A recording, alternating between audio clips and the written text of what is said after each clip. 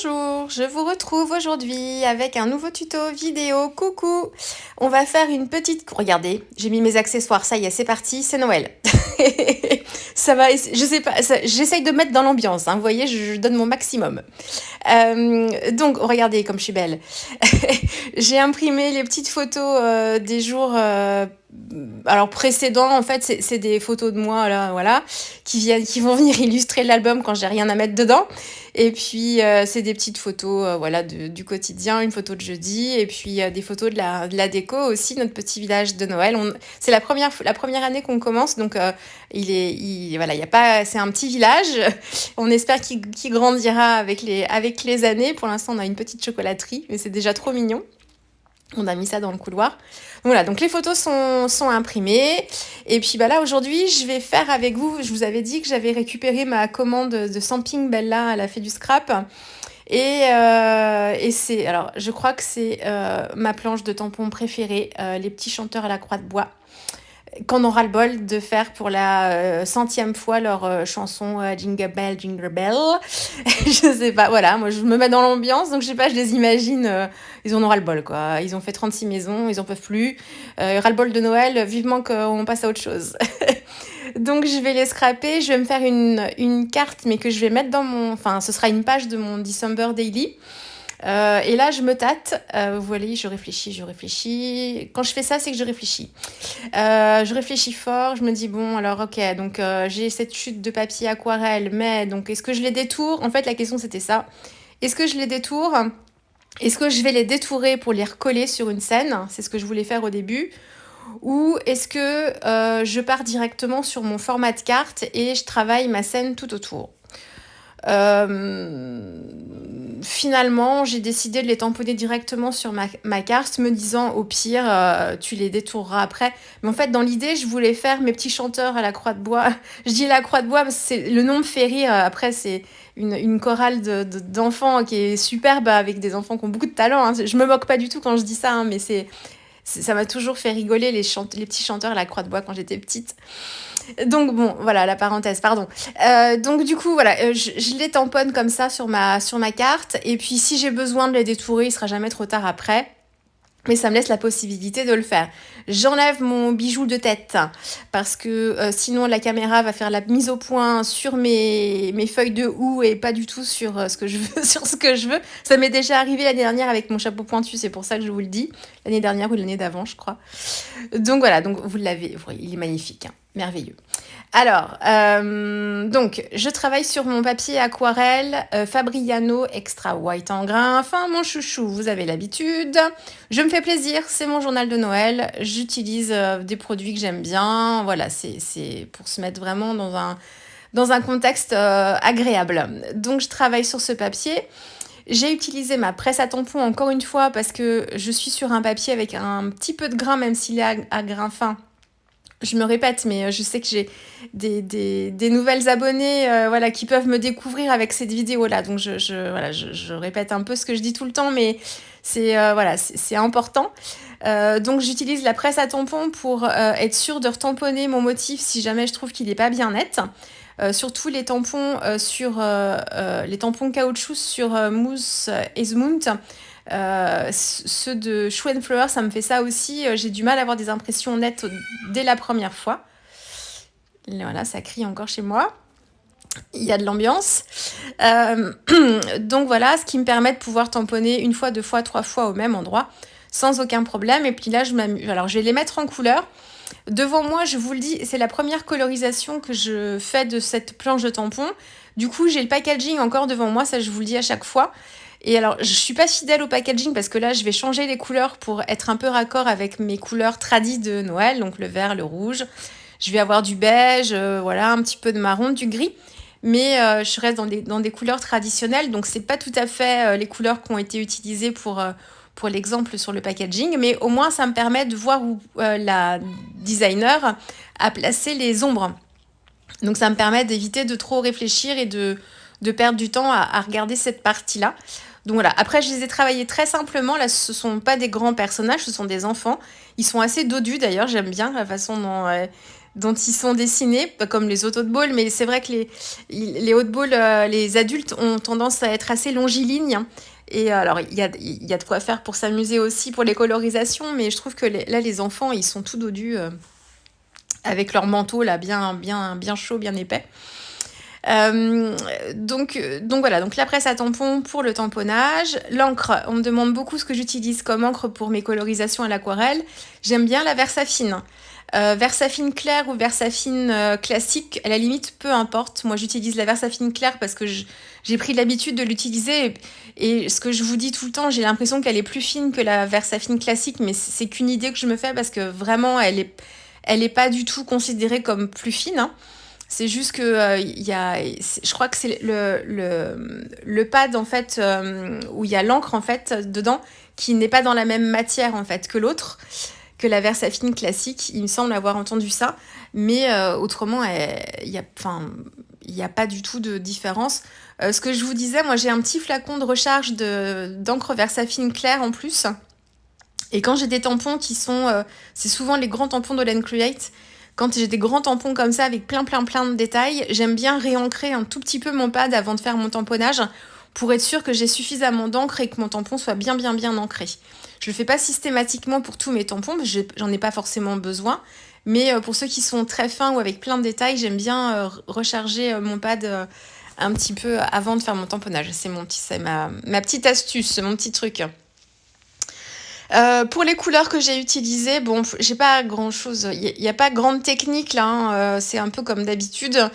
Les couleurs, c'est toujours un peu pareil aussi. C'est dans mes petits rouges, c'est le rouge de Garance foncé, la laque de Garance rouge foncé. J'ai pas mis de rouge Windsor ici, j'ai pas voulu des couleurs trop lumineuses, donc je suis plutôt dans des rouges un peu plus sombres.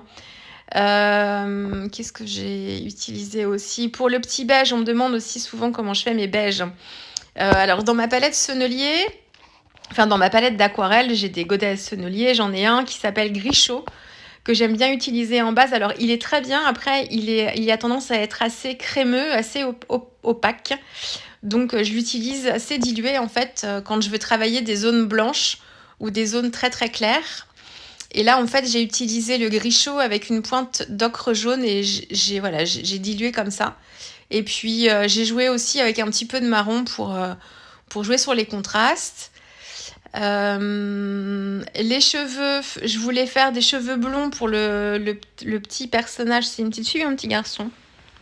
Je sais pas. Bon, peu importe. Je voulais faire les cheveux blonds et puis en fait, j'ai travaillé avec. Qu'est-ce que j'ai utilisé? La laque de Garance brune, je crois. Et du coup, j'avais une couleur de cheveux qui était plus rousse que blonde. Et dans mon combo de couleurs, là, ça me convenait pas. Donc, j'ai retravaillé un petit peu et je lui ai fait des cheveux châtains finalement. Mais c'était pas mon idée de départ. Voilà. Et puis le vert, c'est un fond de vert que j'avais dans ma palette qui m'a servi pour mes différents feuillages, mes petites boules à neige aussi. Enfin, pas pour les boules à neige pour mes collègues parce que j'ai travaillé. Ça, c'est sur mon Instagram si vous voulez aller voir. J'ai fait 4 boules. Enfin, je dis des boules à neige. Non, c'est des boules de Noël, des boules à neige. Et on peut mettre de la neige dedans d'ailleurs, mais c'était pas ça.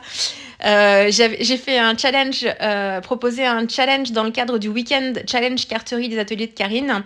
Et mon challenge, c'était de proposer une carte au format original ou dans un support original.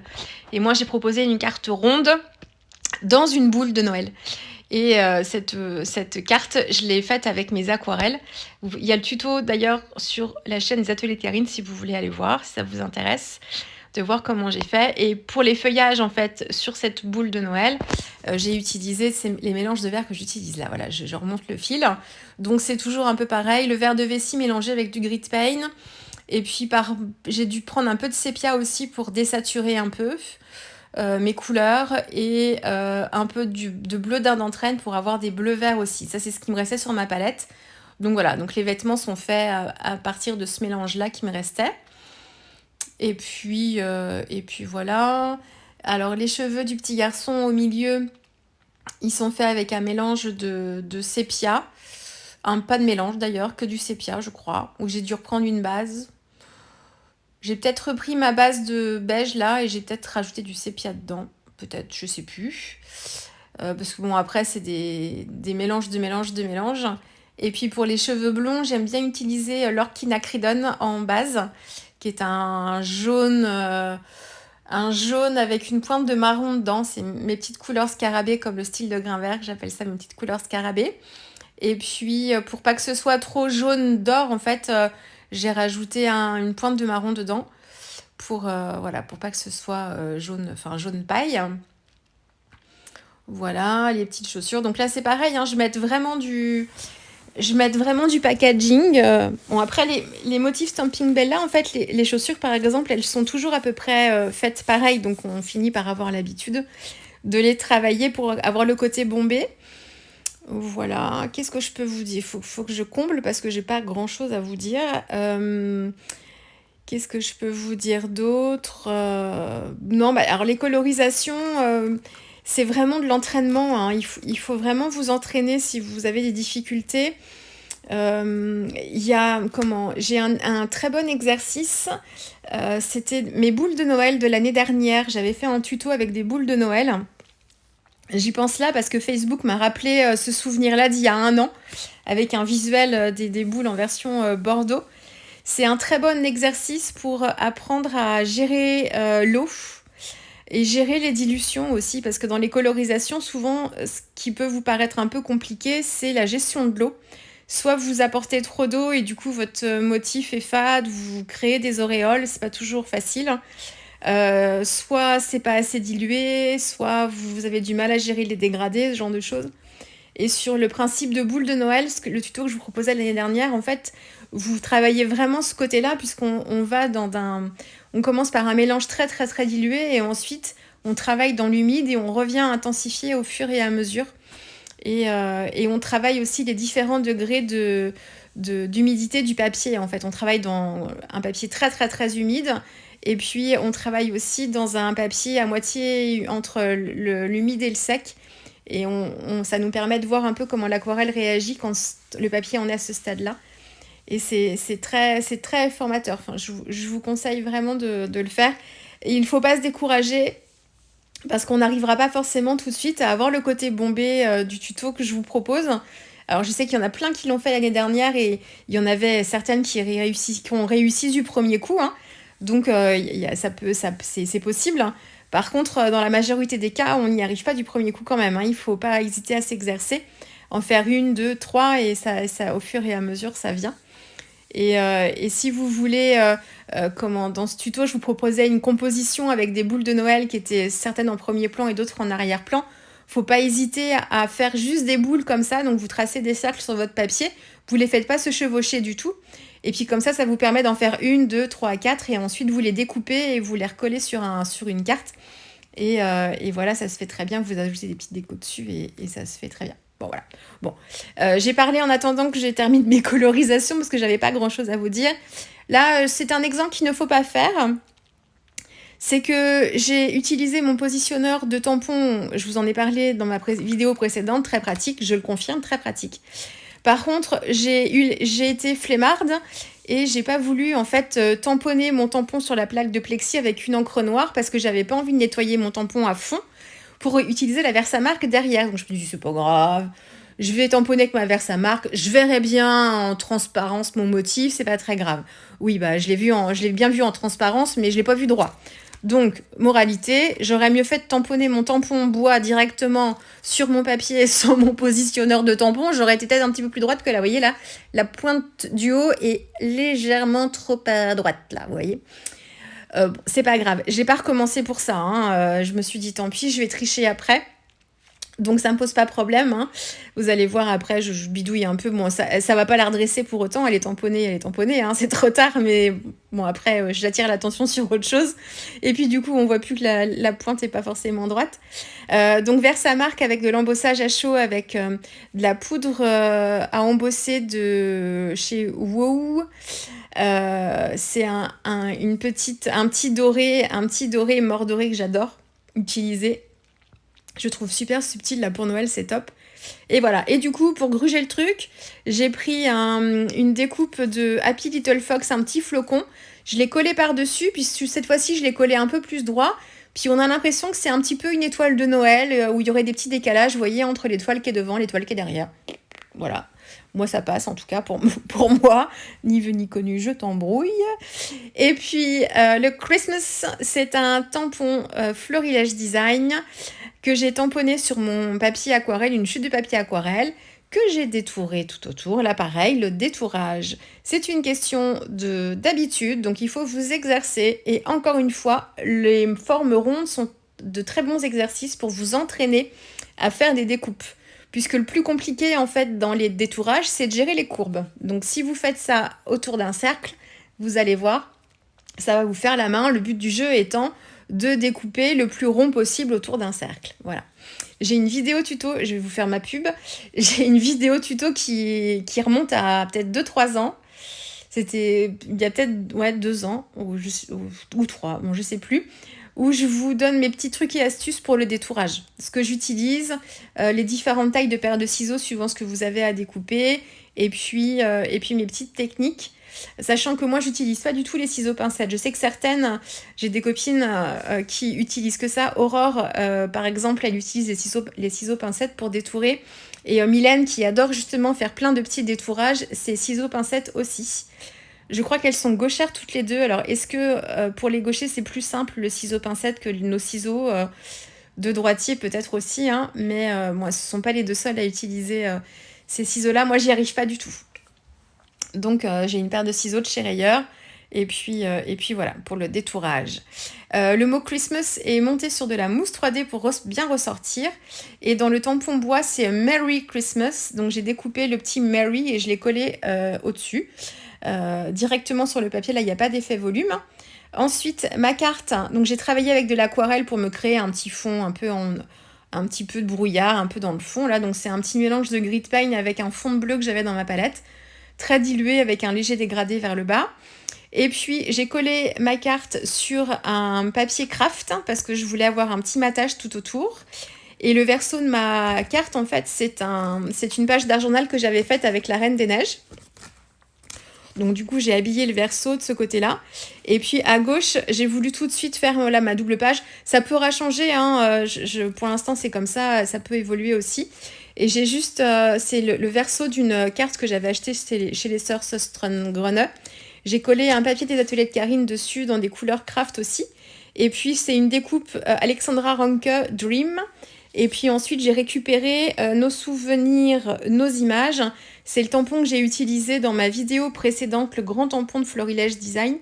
Et il y avait un texte que je n'avais pas forcément utilisé quand j'avais fait mon embossage. Donc, je l'ai récupéré et je l'ai collé à cet endroit-là. Vous allez le voir après. Voilà, écoutez, j'espère que ils me font rire. C'est pas ça. Il me faut trop rire à chaque fois. Je trouve que... Ils ont une dégaine en plus, ils sont trop chouchous. Donc je les adore. J'en ai plusieurs, hein. J'en ai commandé une palanquée. Je ne les ai pas tous pris, mais je suis pas loin de faire carton plein quand même. Je les aime trop, donc vous allez en voir d'autres d'ici la fin du mois de décembre, ça c'est sûr. Je vous souhaite un bon week-end. J'espère revenir ce week-end, parce que là j'ai retrouvé une petite motivation et un petit peu d'énergie. Je ne sais pas combien de temps ça va durer. Donc j'en profite. J'espère ce week-end, et puis sinon, de toute façon, à très vite. Allez, au revoir.